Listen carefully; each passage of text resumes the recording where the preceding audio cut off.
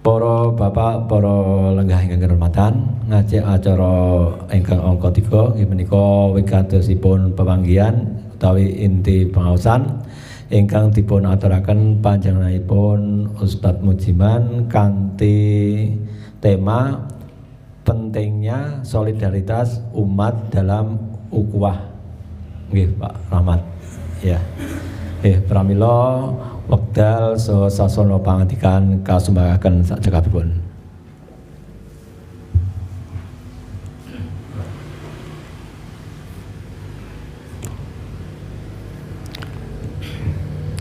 Assalamualaikum warahmatullahi wabarakatuh.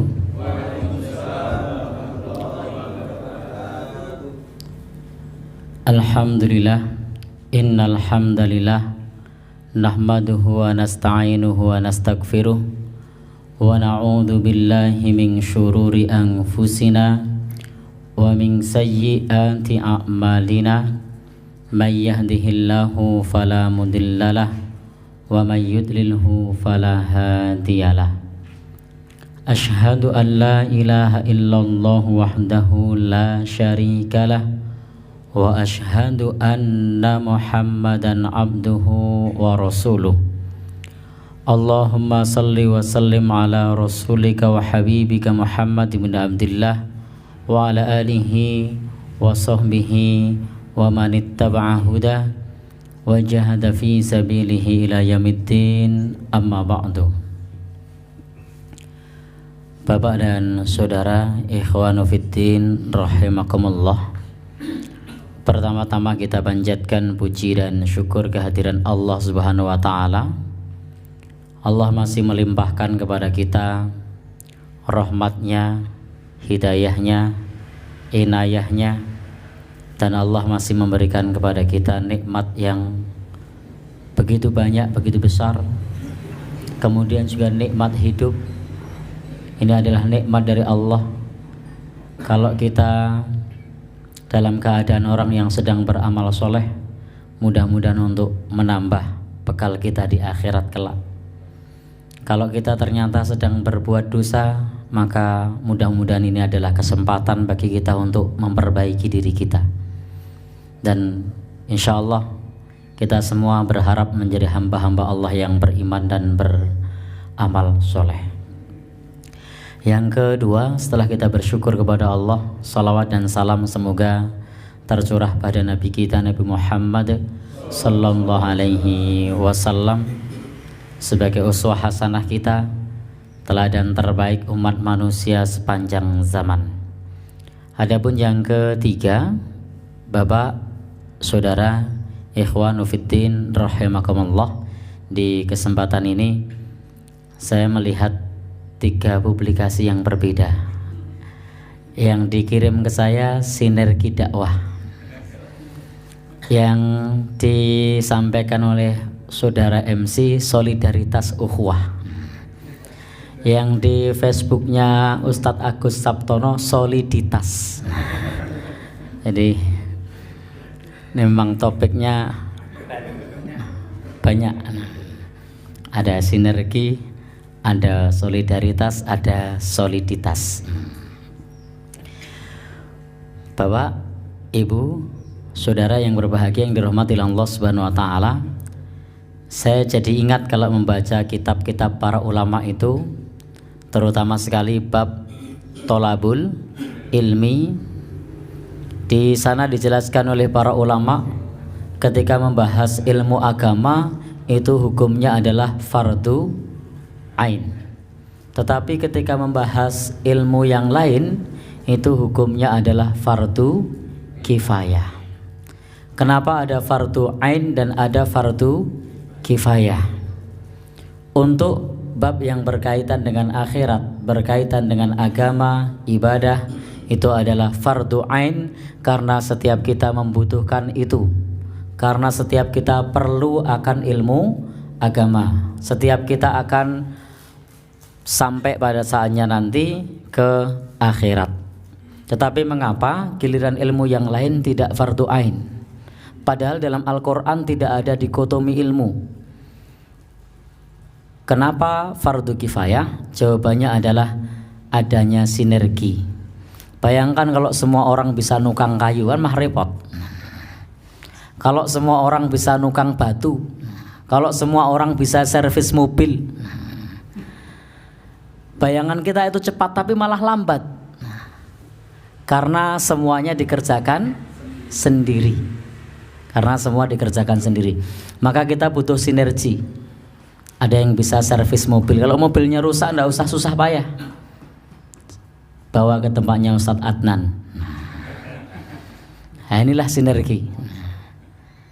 Bapak dan saudara yang berbahagia yang dirahmati oleh Allah Subhanahu wa taala. Maka kalau belajar ilmu dunia itu fardu kifayah. Sehingga setiap orang akan mendalami sesuai dengan kemampuannya masing-masing.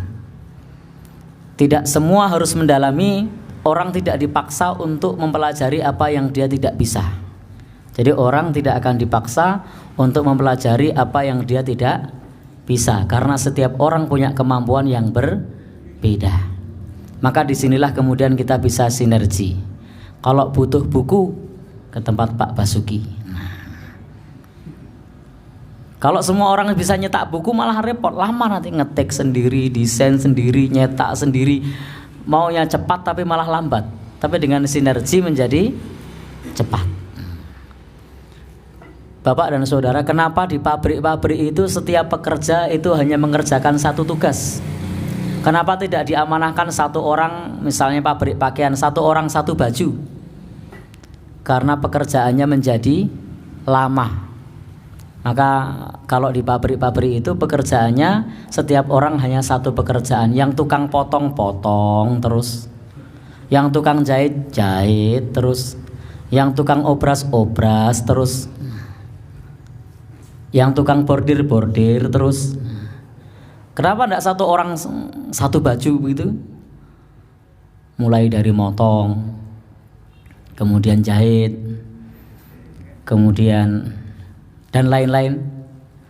Karena pekerjaannya akan lebih lama.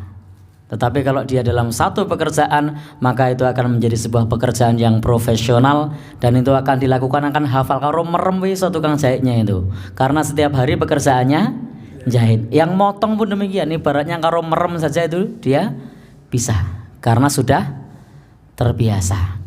Begitu pula di pabrik-pabrik yang lain. Mebel, kenapa kalau kita garap mebel sendiri, potong kayu, kita belah, kemudian kita tatah sendiri, digarap sendiri, dipasang sendiri, harga pintunya lebih mahal. Kalau kita beli kenapa murah? Bapak dan saudara yang berbahagia yang dirahmati Allah, yang mahal tadi karena semua kita kerjakan sendiri, potong pohon sendiri, sampai di bawah dibelah sendiri. Kemudian Bapak dan saudara yang berbahagia yang dirahmati Allah, digarap sendiri. Itu kita harus berhari-hari tidak bekerja. Kita nggarapnya mulai dari pagi sampai sore. Seminggu dapat berapa pintu? 1. Jadi seminggu dapat 1 pintu. Lalu kemudian kita mulai hitung-hitungannya, kalau saya kerja sehari 100.000, 7 hari 700.000. Kayunya berapa? Konsumsinya mahal ketemunya. Tetapi berbeda. Pabrik mebel kenapa bisa lebih murah? Karena sudah ada yang nebang sendiri, ada yang potong sendiri, tukang tatah sendiri, pasang sendiri. Maka semua bisa fokus pada pekerjaannya masing-masing, sehingga harganya bisa lebih murah. Kenapa? Sinergi. Ini kalau materinya sinergi. Kalau soliditas bagaimana? Ya. Bapak dan saudara yang berbahagia yang dirahmati Allah Subhanahu wa taala. Jadi itu sebagai gambaran kenapa di dalam menuntut ilmu itu ada bagian yang fardu ain, ada yang bagian fardu kifayah. Karena memang kita tidak bisa hidup sendiri. Kita butuh sinergi, kita butuh solidaritas, kita butuh ukhuwah, kita butuh solid, sehingga bisa dikerjakan bareng-bareng. Kalau bahasa lainnya kita bisa bersimbiosis mutualisme ya, saling menguntungkan. Maka Bapak dan Saudara yang berbahagia yang dirahmati Allah Subhanahu wa taala, dalam Al-Qur'an Allah Subhanahu wa taala juga membahas kenapa orang yang pergi berjihad itu tidak pergi semua. Wa ma kanal mu'minuna liyanfiru kafah. Dan tidaklah orang-orang yang beriman itu pergi berperang semua. Jadi jihad ini adalah dzirwatu sanamihi, termasuk puncak dalam ajaran Islam. Tetapi Al-Quran mengatakan tidaklah sepantasnya seorang mukmin itu berangkat berperang semua. Kenapa demikian? Karena satu sama lain butuh saling menopang. Maka tidak setiap mukmin, tidak setiap orang yang beriman semuanya berangkat berperang. Falaula nafara min kulli firqatin minhum liyatafaqahu fid-din.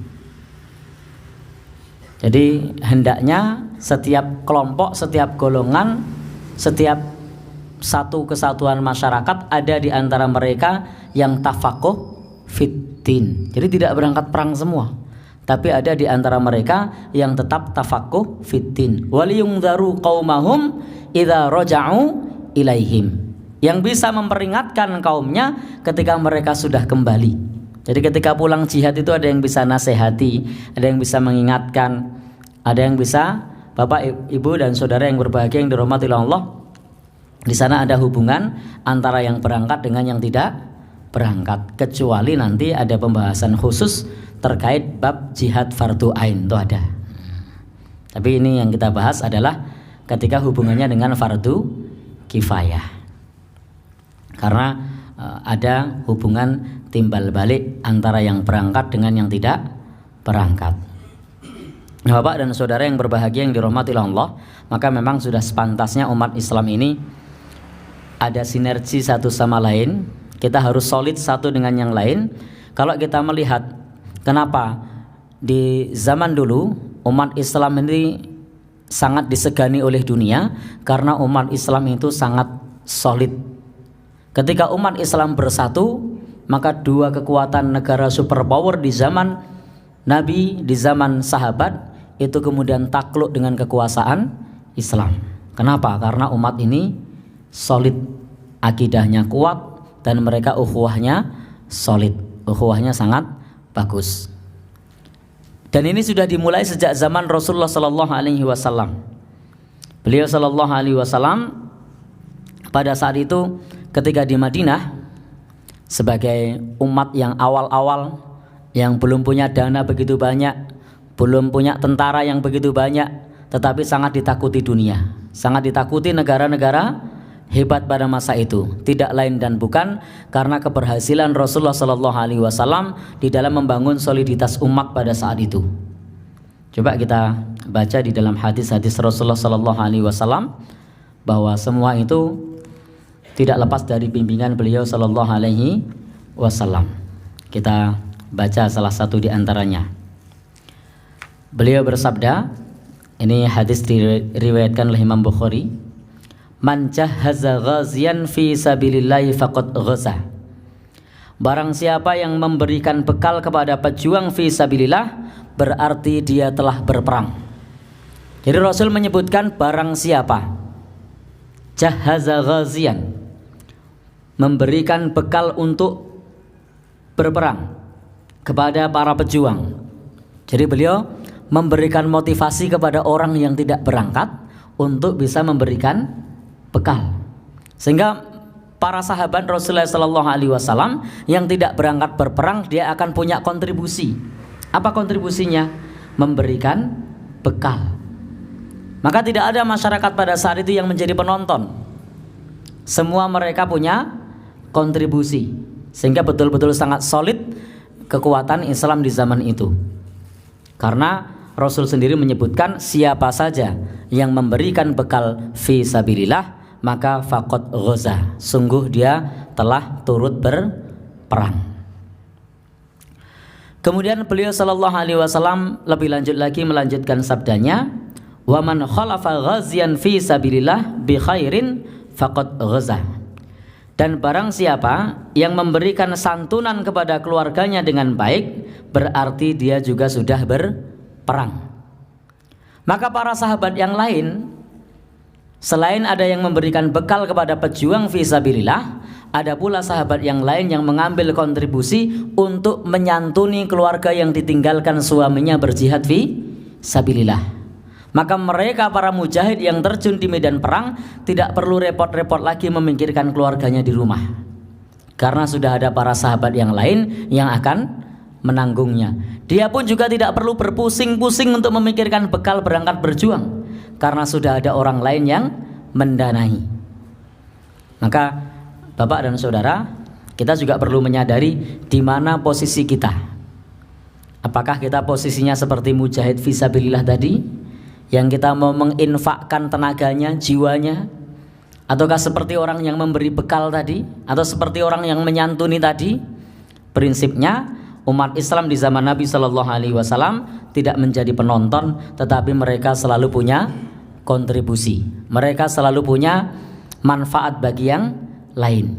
Sesuai hadis Rasulullah Shallallahu Alaihi Wasallam yang sangat populer, khairun nas anfa'uhum linnas, sebaik-baik manusia yang paling bermanfaat bagi yang lainnya.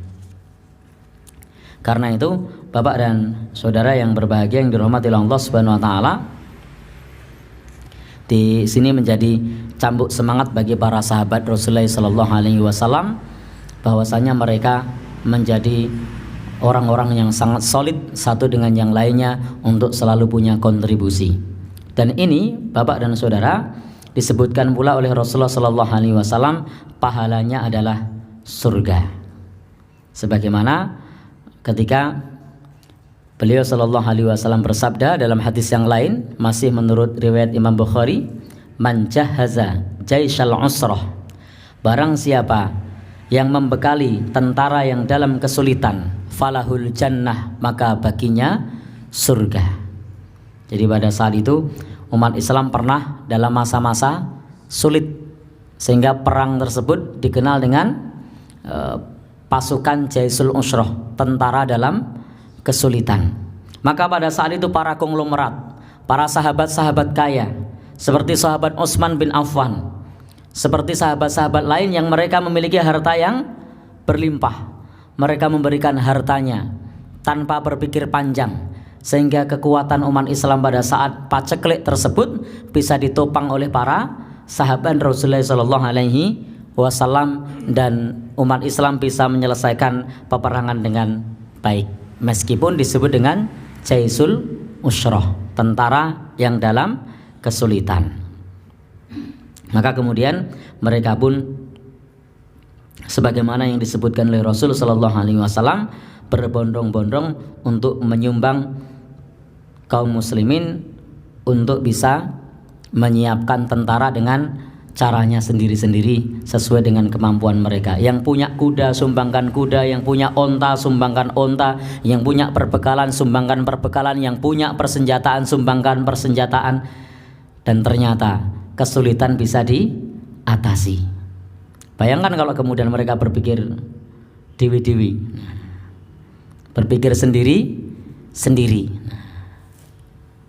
ben urusannya negara misalnya, ben urusannya Kanjeng Nabi misalnya, biarkan itu urusan sahabat, maka umat Islam tidak akan sekuat itu. Tetapi disitulah kekuatan akidah, kekuatan ukhuwah yang dibangun oleh Rasulullah sallallahu alaihi wasallam dapat menggetarkan pasukan-pasukan musuh. Dan mereka tidak kemudian merasa rendah diri bagi mereka yang tidak bisa terlibat langsung, karena Rasul mengatakan mereka sesungguhnya sedang berserikat dalam pahala. Jadi kalau kita solid, kita mau melakukan sesuatu sesuai dengan porsi kita, sesungguhnya kita sedang berserikat dalam pahala. Sebagaimana anna Rasulullah sallallahu alaihi wasallam ba'asa ba'san ila Bani Lahyan. Rasulullah suatu saat pernah mengirim utusan kepada Bani Lahyan dari Hudzail. Kemudian dia berkata, liyam ba'is min kulli rajulain ahaduhuma wal ajru bainahuma. Rasul bersabda, hendaklah bangkit bergerak salah seorang dari dua laki-laki dan pahala untuk keduanya. Jadi ketika mereka bergerak berdua bergantian satu sama lain saling menanggung, maka pahalanya untuk mereka berdua. Satu berangkat perang, satu nunggu di rumah, satu pulang, satu berangkat lagi, maka pahalanya untuk mereka berdua. Jadi mereka tidak ada yang merasa wah enak tuh berangkat jihad pahalanya gede, saya di rumah ngapain. Sementara yang berangkat juga tidak mengatakan loh saya susah-susah, kamu di rumah enak-enak. Tapi mereka menyadari betul bahwa setiap mereka punya porsi dan perannya masing-masing. Sehingga terbangunlah kesolidan para sahabat Rasulullah SAW. Dan betul-betul itu dibangun atas nama Islam, bukan atas nama yang lain. Bapak dan saudara yang berbahagia yang dirahmati Allah, di dalam riwayat yang lain beliau pernah berkata, qala lil qa'idi ayyukum khalfal kharija fi alihi wa malihi bi khairin kana lahu mislu nisfi ajril kharij. Kemudian beliau bersabda untuk yang tinggal di tempat, siapapun dari kalian yang menyantuni orang yang keluar berjihad pada keluarga dan hartanya dengan baik, niscaya baginya seperti setengah pahala orang yang jihad fi sabilillah. Bapak dan saudara, untuk bab ini memang para ulama berselisih pendapat mengenai masalah sanadnya. Ada yang menyebut bahwa sanad hadis ini dhaif. Kalau yang pertama tadi yang bersyirikat dalam pahala, insya Allah ini hadis yang sahih, atau setidak-tidaknya adalah bapak dan saudara yang berbahagia yang dirahmati Allah, ini adalah sebagai satu bagian bagi kita untuk kemudian bisa berbagi tugas dengan sahabat kita, karena hadis ini diriwayatkan oleh Imam Muslim, jadi insya Allah sahih. Namun yang kedua ini para ulama berbeda pendapat mengenai masalah status sanad hadisnya. Namun prinsipnya bahwa kita dengan saudara-saudara kita yang lain itu perlu untuk berbagi tugas. Kita percaya dengan sahabat kita yang lain. Bapak dan saudara, ikhwan sekalian yang berbahagia yang dirahmati oleh Allah Subhanahu wa taala, karena umat ini perlu dibersamai oleh kita semua, dan yakinlah kita ketika kita futur maka akan ada orang lain yang menggantikan, dan siapa yang rugi? Kita sendiri. Maka kita tidak boleh futur berjatuhan di jalan dakwah, karena kalau kita berjatuhan insya Allah Allah akan mengganti dengan yang lainnya. Maka yang terbaik adalah kita kerjakan apa yang kita bisa, kita kerjakan apa yang kita mampu, dan Allah Subhanahu wa taala akan memberikan pahalanya sesuai dengan apa yang kita kerjakan. Allah akan memberikan yang setimpal. Meskipun bapak dan saudara yang berbahagia, tugas kita menurut pandangan manusia tidak seberapa. Kalau kita hanya punya ilmu, hanya bisa menjadi perantara, maka perantara itu pun mendapatkan pahala. Kalau tugas kita hanya bisa golek ustadz untuk ngisi pengajian, maka nyari ustadz pun dapat pahala. Kalau tugas kita hanya bapak dan saudara yang berbahagia tukang sapu masjid, maka tukang sapu masjid pun berpahala. Kalau tugas kita menghimpun dana, maka yang menghimpun dana pun juga dapat pahala. Jadi tidak boleh kemudian kita menganggap remeh orang yang suka bawa proposal. Kadang-kadang yang ngasih dana kemudian mengucapkan kata-kata yang kurang nyaman misalnya. Ini kan kita sudah ngasih lah, kowe ngenai apa le? Maka jawab saja, saya sudah menyumbang tenaga untuk mendatangi jenengan. Jadi, lu kok ngono? Jenengan tidak didatangi belum tentu nyumbang kan? Bapak dan saudara yang berbahagia, semua punya perannya masing-masing. Ada yang butuh diingatkan ketika nyumbang, ada yang perlu, yang bisa mengingatkan, tidak bisa nyumbang, tidak masalah. Ada pula yang dia bisa nyumbang, bisa mengingatkan, maka lakukan. Ada yang bisa melakukan semua, maka kerjakan semua. Karena setiap kita punya kemampuan yang berbeda. Bahkan ada yang berharta, diam saja. Kalau tidak ada yang ingetin, maka ingetin terus. Karena kadang-kadang sudah tahu orang butuh, diam saja. Datangi, Pak, ini umat Islam sedang butuh dana. Jadi perlu diingatkan. Nah disitulah umat Islam perlu sinergi. Ada butuh orang-orang yang kendel njaluk duit, butuh orang-orang yang iso ngecakno, Dan saudara-saudara yang berbahagia yang dirahmati Allah, semua punya perannya masing-masing. Yang keras dibutuhkan, yang lembut dibutuhkan, yang sedang dibutuhkan. Jadi semuanya dibutuhkan sesuai dengan porsinya. Ja'a rajulun ilan Nabi sallallahu alaihi wasallam. Datang seseorang kepada Nabi sallallahu alaihi wasallam. Faqal. Lalu kemudian dia berkata, ini dia mengatakan, inni ubdi abi fahmilni. Sesungguhnya binatang tungganganku binasa, maka bawakanlah saya, atau bawalah saya. Faqala ma'indi. Lalu kemudian beliau sallallahu alaihi wasallam menjawab, aku tidak punya. Faqala rajulun. Lalu ada orang lain yang berkata, ya Rasulullah, ana adulluhu ala may yahmiluhu. Wahai Rasulullah, aku akan tunjukkan kepada orang yang bisa memberikan tunggangan kepadanya. Jadi ada orang yang dia juga tidak punya, tapi bisa nunjukkan siapa yang bisa memberikan binatang tunggangan. Maka teman-teman semua di sini, kalau kita tidak punya duit tidak usah minder. Yang penting punya kenalan orang yang punya duit. Nah itu bagian dari sinergi. Mungkin orang yang punya duit tidak sempat datang untuk berkontribusi untuk kepentingan umat Islam, untuk bangun masjid misalnya, dia tidak sempat datang karena kesibukannya. Sementara yang datang tidak punya duit, tidak usah risau. Yang penting punya kenalan orang-orang yang punya duit. Ini bagian dari sinergi. Yang tokoh masyarakat bisa nunjukkan fulan. Dimintai tanda tangannya, saya diutus sama Pak Rohmat. Nyebut nama beliau, cair misalnya. Ini bagian dari sinergi. Karena ada kadang-kadang orang tidak percaya kalau tidak ada yang membawa, tidak ada syahadahnya. Begitu Pak Rahmat kasih urak begitu. Karena kalau Pak Rahmat nembung dewi, beliau tidak cukup keberanian untuk itu. Tapi beliau punya pamor, punya power. Karena setiap orang punya kelebihan dan punya kelemahan. Kelebihan beliau punya power, punya pamor, dikenal orang. Nembung, wah rap enak ya. Maka cukup urak, serahkan ke yang lain. Mas Tono, kendel beliau. Datang, saya diutus Pak Rahmat untuk, cair. Ini solid, sinergi satu dengan yang lainnya. Faqala Rasulullah, maka Rasulullah sallallahu alaihi wasallam kemudian bersabda, man dalla ala khairin falahum mislu ajri fa'ilihi. Barang siapa yang menunjukkan kepada kebaikan, maka dia mendapat pahala seperti pelaku utama. Jadi dia menunjukkan, dia juga dapat pahalanya. Maka bagi tukang proposal yang ngantar proposal itu jangan khawatir, dia juga dapat pahala orang yang nyumbang.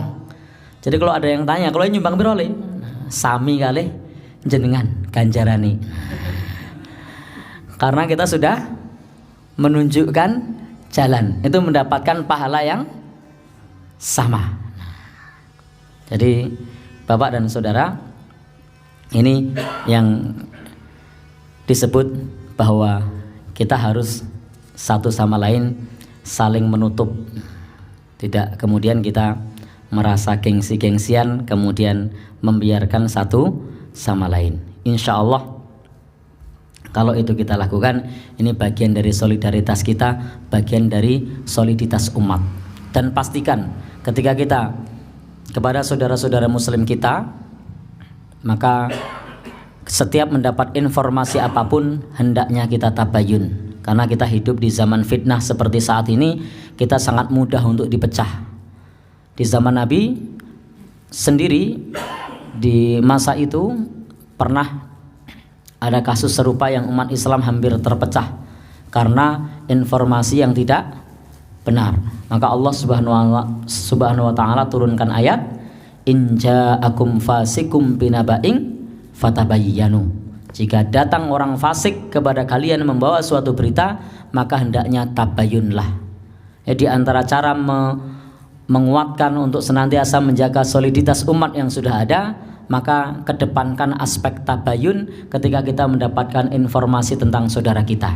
Bukan kemudian kita malah ikut membuli saudara kita, ikut menjatuhkan namanya, ikut kasak kusuk di belakangnya, bahkan ikut ngolok-olok. Tetapi hendaknya ketika kita mendapat informasi yang kurang sedap tentang saudara kita, tentang tetangga sebelah kita, maka hendaknya tabayun. Itu yang lebih baik. Bukan kemudian kita justru malah ikut menjadi bagian yang menyebarkannya.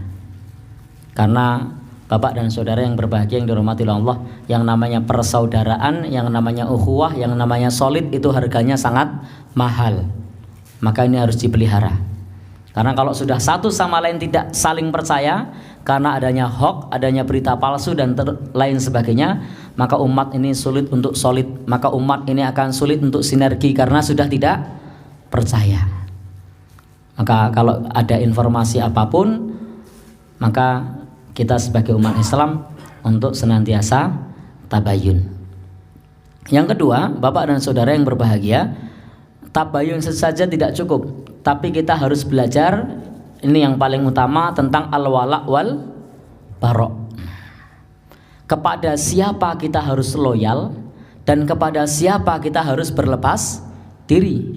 Jangan kolak-walik. Kepada saudaranya sama muslim berlepas diri, kepada orang lain yang jelas-jelas memusuhi Islam malah berteman. Ini namanya kebolak-kebalik. Maka soliditas umat ini akan terjalin dengan baik kalau kita belajar al-wala wal bara'.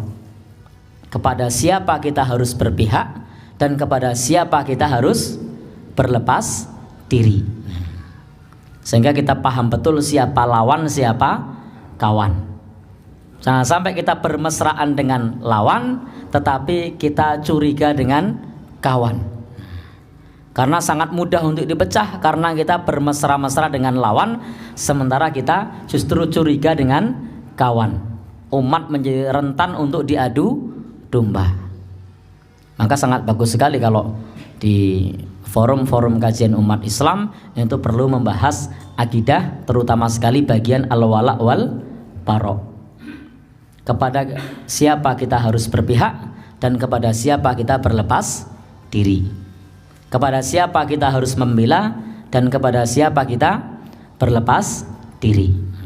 Tentu Bapak dan saudara yang berbahagia yang dirahmati Allah Subhanahu wa taala, ini harus dipahami bahwa al-wala wal bara' ini bagian dari ajaran akidah umat Islam. Insya Allah kalau al-wala wal bara'-nya benar, maka ukhuwahnya akan kuat, persaudaraannya akan kuat.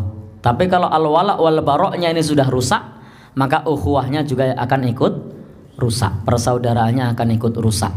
Karena tidak tahu kepada siapa harus berpihak, karena tidak tahu kepada siapa harus percaya. Padahal kita sama umat Islam harus saling menguatkan, yashuddu ba'duhu ba'dah, saling menguatkan satu dengan yang lain. Bapak Ibu yang berbahagia yang dirahmati Allah, yang ketiga, jadi kalau pertama tadi kita harus tabayun kalau ada informasi apapun. Yang kedua, utamakan kita belajar al-wala wal bara'. Yang ketiga, Bapak dan saudara yang berbahagia yang dirahmati Allah, fokuslah untuk beramal soleh dan hindari perdebatan. Kadang kita sering ingat dengan sesuatu yang berbeda meskipun sedikit, tapi lupa dengan persamaan kita yang banyak. Sehingga seringkali kita, Bapak dan saudara yang berbahagia, terhadap sesama umat Islam itu sesuatu yang beda yang sedikit dimasalahkan, sementara yang sama kita lupa. Sehingga kita sibuk dengan perdebatan. Padahal Bapak dan saudara yang berbahagia, tidak ada kebaikan dalam perdebatan. Di sosial media berdebat, di WhatsApp berdebat, ketemu di masjid berdebat, pas rapat berdebat, lama-lama mungsuan, neng-nengan. Kalau orang awam masih wajar, ini aktivis dakwah neng-nengan.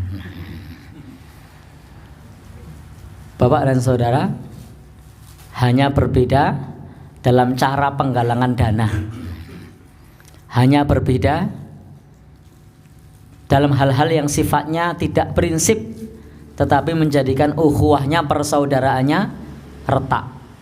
Maka umat Islam ini perlu fokus untuk beramal soleh dan tinggalkan perdebatan.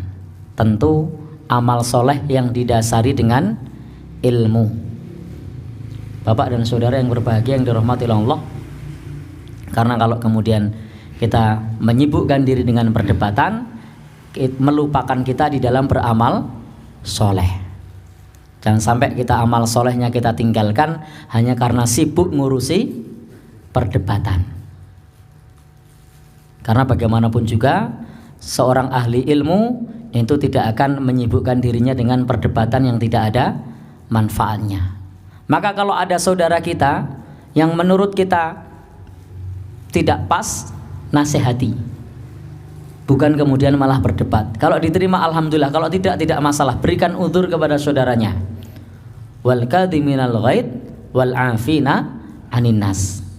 Hendaknya Bapak dan saudara kita bisa menahan amarah dan memaafkan orang lain. Berikan udzur, berikan maaf kepada saudara kita.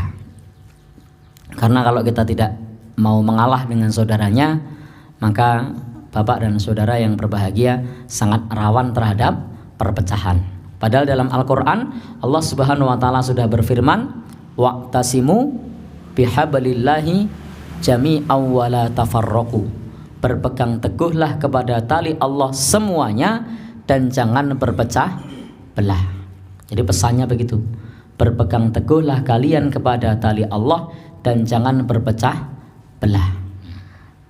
Jadi kita bersatu itu atas nama akidah, atas nama agama, bukan yang lainnya. Maka di situ perintahnya adalah wa'tasimu bihablillah. Berpegang teguhlah kepada tali Allah.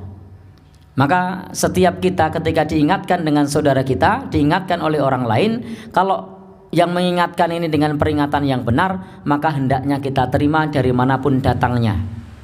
Karena prinsipnya adalah wa'tasimu bihablillah. Kalau orang mengingatkan kita agar kita kembali kepada Allah, maka terima. Meskipun datangnya dari siapa saja. Pepatah Arab mengatakan, ungdur ma qala wala tangdur man qala. Lihatlah apa yang diucapkan, jangan melihat siapa yang mengucapkan. Ini kaitannya dengan nasihat ketika kita diingatkan oleh orang lain. Karena sesungguhnya ketika kebenaran datang kemudian kita menolaknya, itulah yang disebut dengan sombong. Dan orang kalau sudah sombong itu batrul haq wa ghamtun nas. Dia akan menolak kebenaran dan meremehkan orang lain.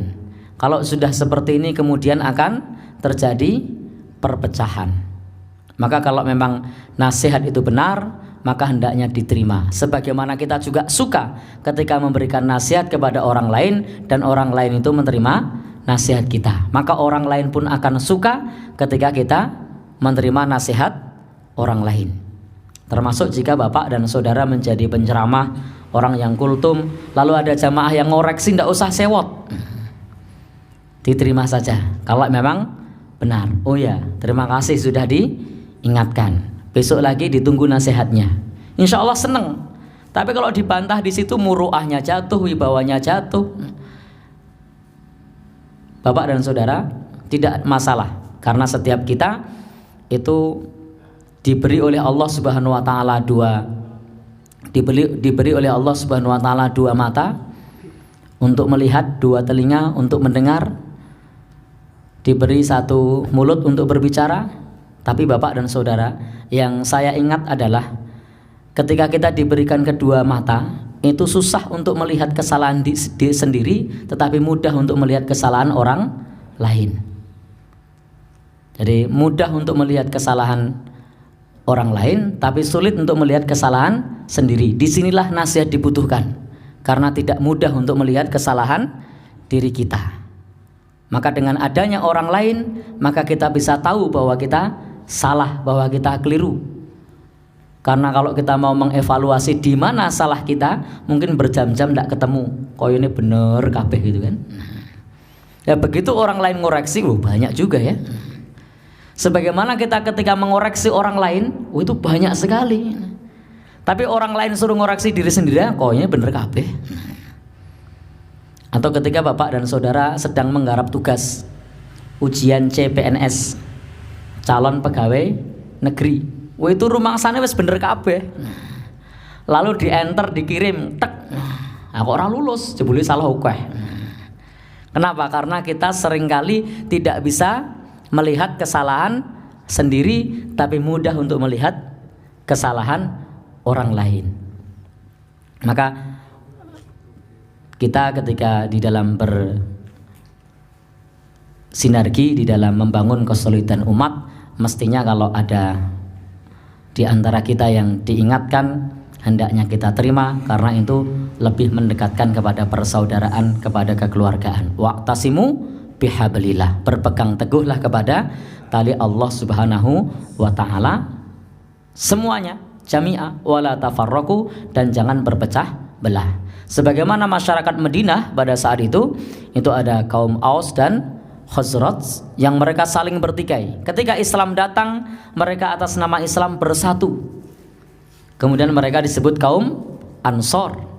Dan ada orang-orang Mekah yang datang ke Madinah yang disebut dengan kaum Muhajirin, dan mereka dipersaudarakan oleh Rasulullah Sallallahu Alaihi Wasallam atas nama akidah Islam, dan mereka bersaudara. Maka diingatkan oleh Allah di dalam ayat ini, id kuntum a'daan fa'allafa baina qulubikum fa'asbahtum bi ni'matihi ikhwana. Dulu kalian bermusuhan, lalu kemudian Allah menyatukan hati kalian, kemudian kalian bersaudara. Ini diantara keberhasilan Rasulullah Sallallahu Alaihi Wasallam membangun umat untuk bisa bersinergi, untuk bisa solid dari latar belakang yang berbeda. Yang satu dari Mekah pendatang, yang satunya dari Madinah, orang yang ada di Madinah penduduk asli, yang mereka pun ada suku yang berbeda-beda, tetapi bisa disatukan atas nama Islam. Maka kita di dalam mengemban tugas amar ma'ruf nahi mungkar pun juga demikian. Kita tidak bisa mengandalkan diri sendiri, tetapi kita harus bersama-sama. Dan ingat, itu semua harus dalam kerangka koridor wa'tasimu bihablillahi jami'a, berpegang teguh kepada tali Allah Subhanahu wa taala, bukan atas nama kepentingan. Karena ketika kita berdakwah atas nama kepentingan dunia, maka Bapak dan Saudara yang berbahagia, sejatinya kita sedang memperjuangkan bukan kejayaan tapi kehancuran. Karena umat ini salah satu musibah yang akan menimpa adalah penyakit hubbud dunya wa karahiyatul maut, cinta dunia dan takut mati. Maka ketika Allah Subhanahu wa taala berfirman dalam Al-Qur'an, wala tulqu biaidikum ilat tahlukah, dan jangan jerumuskan dirimu dalam kebinasaan, dalam kehancuran. Itu maknanya adalah jangan tinggalkan infak, jangan tinggalkan sedekah. Jadi pada saat itu ada seseorang yang disebut oleh Abu Ayyub Al-Ansari yang menerobos barisan musuh dalam berperang melawan orang-orang Romawi. Lalu kemudian ada sahabat yang lain yang mengatakan jangan jerumuskan dirimu dalam kebinasaan. Lalu kemudian Abu Ayyub Al-Ansari mengatakan bukan itu maknanya. Maknanya menjerumuskan ke dalam kehancuran ketika kaum muslimin sudah tidak mau berkorban untuk agamanya, tidak mau berinfak, meninggalkan jihad fi sabilillah. Maka Bapak dan Saudara, umat ini akan solid kalau kita mau berkorban, kita mau berinfak, kita mau berdakwah, kita mau berjihad fi sabilillah. Dan jihad fi sabilillah itu ranahnya banyak. Di antaranya adalah ada jihadun nafsi, jihad melawan diri sendiri. Kemudian ada jihad amar ma'ruf nahi mungkar. Kemudian ada jihadus syaitan, jihad melawan setan. Dan jihad puncak adalah jihad qital. Namun Bapak dan Saudara yang berbahagia, kita sebagai penduduk sipil, maka pada saat ini jihad kita adalah jihadun nafsi untuk diri kita sendiri. Kemudian jihad amar ma'ruf nahi mungkar sesuai dengan ranah kita. Demikian yang bisa kita sampaikan. Banyak salah, mohon maaf. Kalau ada yang salah tolong dikoreksi. Mudah-mudahan kita diberikan kekuatan untuk bisa senantiasa memberikan udzur kepada saudara kita, untuk bisa memaafkan saudara kita ketika tersalah, sehingga kita bisa melihat kebaikannya bukan melihat keburukannya. Kita bersatu bukan berpecah. Kita bisa bersama-sama bukan sendiri-sendiri. Karena pentingnya mengenai masalah sinergi, pentingnya solidaritas, pentingnya soliditas umat umat Islam. Demikian, mudah-mudahan bermanfaat. Billahi taufiq wal hidayah. Wassalamualaikum warahmatullahi wabarakatuh. Makaten pengawasan wonten ing sonten menika kita aturaken jayakumullah khairan katsira dumateng Ustaz Mujman. Mbok bilih wekdal maghrib tunjul 35 menika tesih wonten berang 5 menit agak dolikur nggih.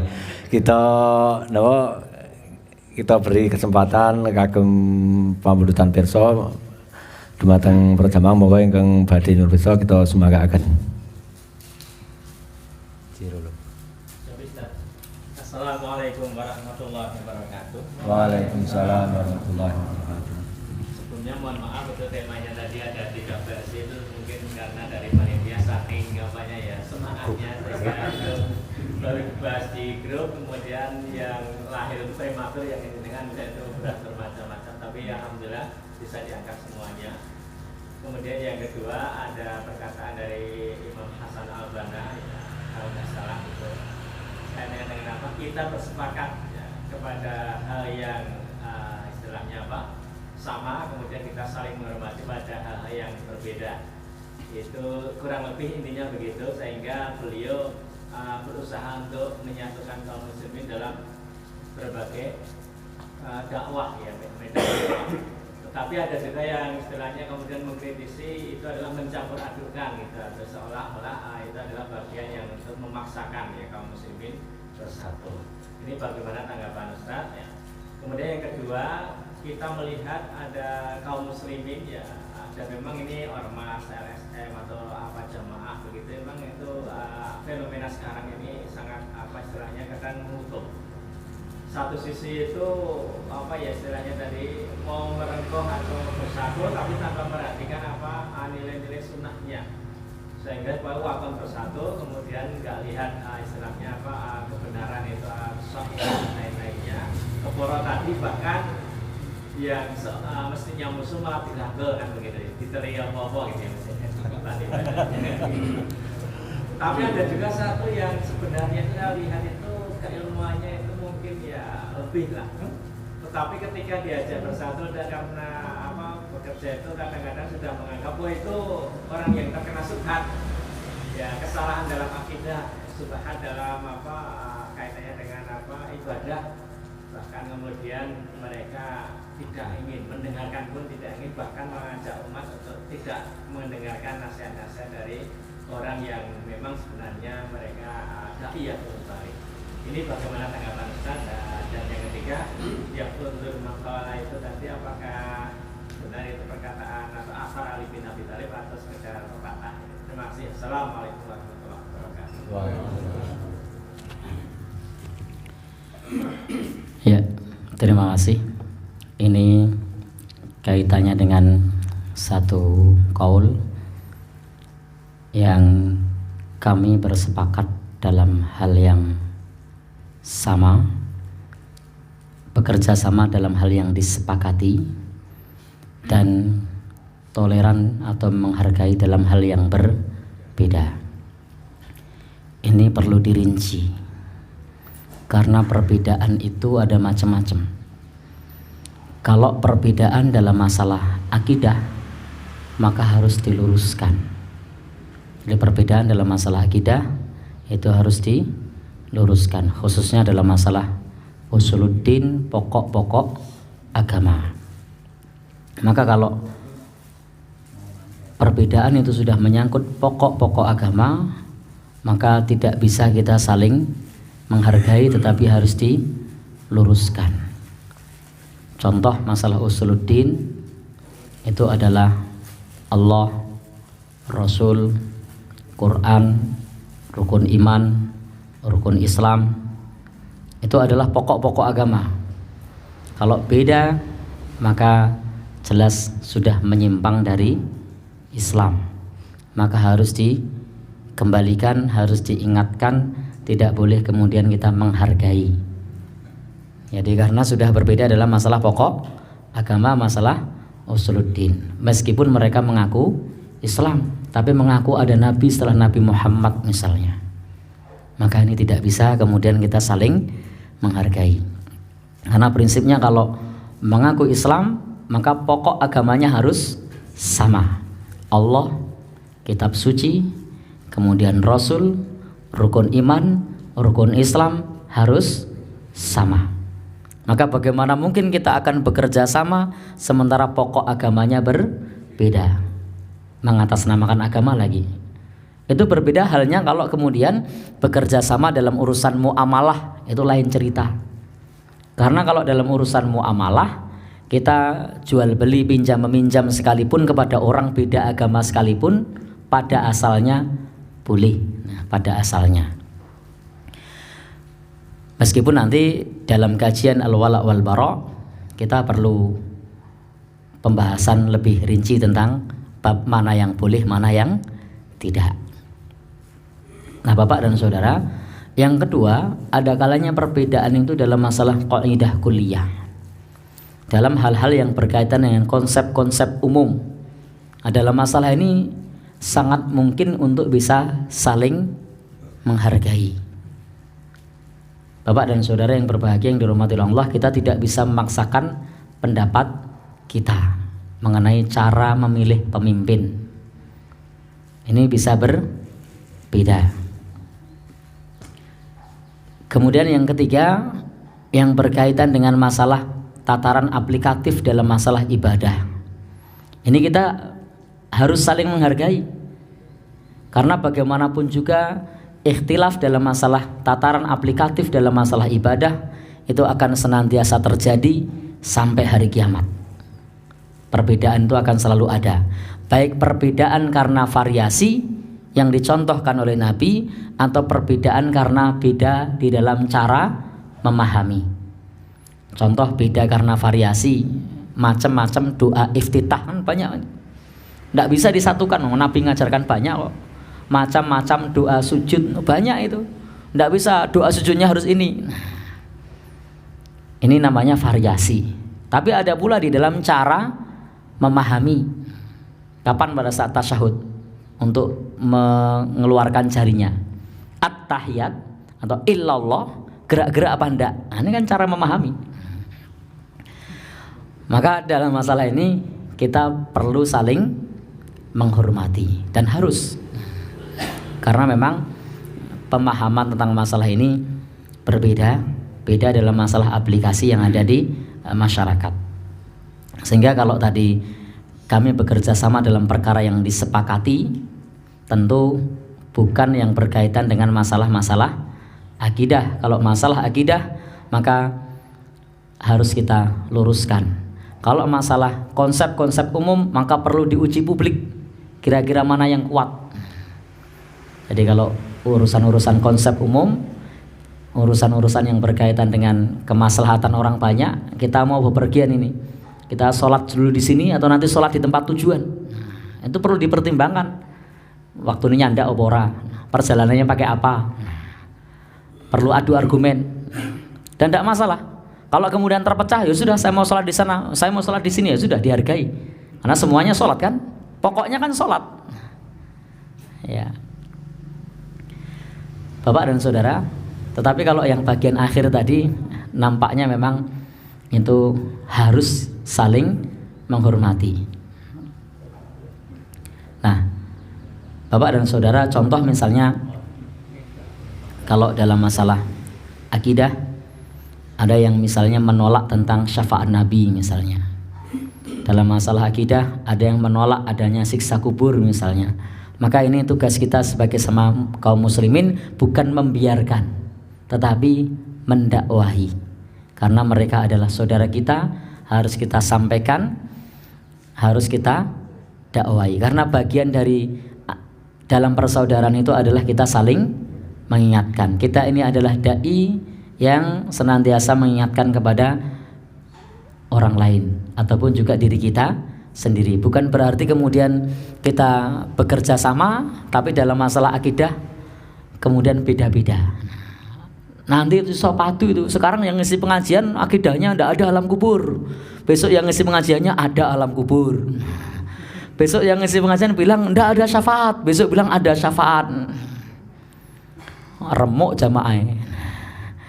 Maka ini perbedaan dalam masalah seperti ini harus diluruskan. Tidak bisa kemudian kita menghargai, karena nanti akan membingungkan bagi jamaah. Adapun yang berikutnya, bahwa dalam masalah agama itu memang kalau kita belajar agama beda dalam masalah nasihat ya. Kalau nasihat itu bisa kita terima dari siapa saja. Tapi kalau sudah ngomong ilmu, maka yang namanya ilmu itu butuh sanad. Al-isnadu minad din. Bahwa sanad itu bagian dari agama. Laulal isnad laqala man syaa ma syaa. Kalau tidak karena sanad, tidak karena isnad, tidak karena maroji, referensi, maka orang akan berkata semaunya, Maka untuk menghindari syubhat, maka butuh sanad, butuh referensi. Dulu belajarnya di mana, atau kitabnya apa, dalilnya apa. Sehingga dengan demikian kita akan terhindar dari syubhat. Kalau ada orang berbicara agama tidak pakai dalil, tidak pakai referensi, tidak jelas riwayat pendidikannya, perlu memang untuk dijauhi. Karena yang namanya ilmu agama itu harus pakai referensi, pakai rujukan, yang semuanya kembalinya kepada Al-Quran dan As-Sunnah. Berapa banyak kita akan mendapati ceramah agama berjam-jam tidak membaca satu ayat pun. Jadi bahkan tidak membaca satu hadis pun, tapi yo iso ya. Karena itu di dalam masalah agama ini memang butuh sanad yang jelas, minimal referensinya, sumbernya, kitabnya apa toh. Kemudian yang menyampaikan dulu sekolahnya di mana toh. Kemudian apa lagi? Dalilnya apa? Ini penting. Tidak hanya sekedar kemudian wah, sing penting tak rungokke kepenak apik. Tapi bisa jadi di sana menyimpan syubhat. Jadi memang itu perlu juga diperhatikan. Jadi jangan sampai kita sudah mendengarkan tetapi ternyata yang kita dengarkan adalah syubhat. Wallahu a'lam bishawab. Cukup nggih? Mbakatan jawaban saya Ustaz, mugi-mugi dereng puas lan mugi-mugi ngejang sagedipun sambung malih. Nek pun puas mangke mboten tindak. Mugi-mugi karena wekdal sampun tungkat maghrib pramila sumangga acara wonten ing sonten menika kita tutup sarangan kanthi wacan alhamdulillah lan doa kafatul majlis sarangan. Alhamdulillahirabbil alamin. Subhanakallahumma wa bihamdika asyhadu an la ilaha illa anta astaghfiruka wa atubu ilaik. Saking kula kanalempatan nyuwun pamunten bila taufiq hidayah. Wassalamualaikum warahmatullahi wabarakatuh.